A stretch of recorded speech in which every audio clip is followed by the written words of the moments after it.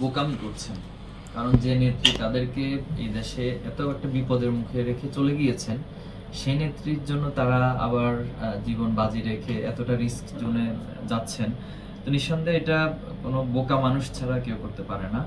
এরই মধ্যে আমরা দেখেছি বিভিন্ন জায়গায় ছাত্রলীগের কর্মীরা দেওয়ালে জয় বাংলা লিখেছেন গ্রাফিতির উপর। সেই সঙ্গে সম্প্রতি ঢাকা সহ দেশের বিভিন্ন জেলায় যে মানে যারা ক্ষমতায় ছিলেন পূর্বে তারা মিছিল নিয়ে বের হচ্ছেন। ইভেন এই যে তারা মিছিল করার সাহস দেখাচ্ছেন বা কেউ কেউ বলছেন তারা মেয়ের পরে আরও ব্যাপক আন্দোলনে তারা নামবেন। তো তাদেরকে আসলে আপনাদের একটা সময় তারা আপনাদেরকে বিভিন্নভাবে নির্যাতন করেছিল, আসলে তাদেরকে কি মেসেজ দিতে চান এই মুহূর্তে যারা পলাতক রয়েছে, নিষিদ্ধ হয়েছেন, কি মেসেজ রয়েছে তাদের প্রতি আপনাদের এই মুহূর্তে? প্রথমত বলবো আসলে তারা বোকামি করছেন।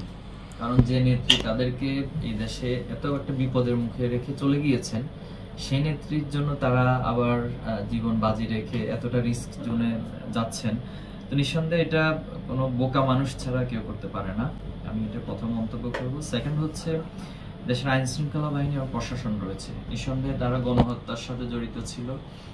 এটি তো প্রমাণিত, এটি আমরা চাক্ষুষ দেখেছি, মিডিয়ার মাধ্যমে দেখেছি, এবং বাংলাদেশের আপামর মানুষ তো এই গণঅভ্যুত্থান হয়েছে মূলত তাদের গণহত্যার কারণে। এই গণহত্যাকারী একটি দল বা সংগঠন আবার বাংলাদেশে এভাবে করে রিফর্ম করবেন, তারা আবার এখানে পুনর্বাসিত হবেন, তারা এখানে আবার এ ধরনের মিছিল করবেন, এটা নিঃসন্দেহে বাংলাদেশের মানুষ মেনে নিবে না।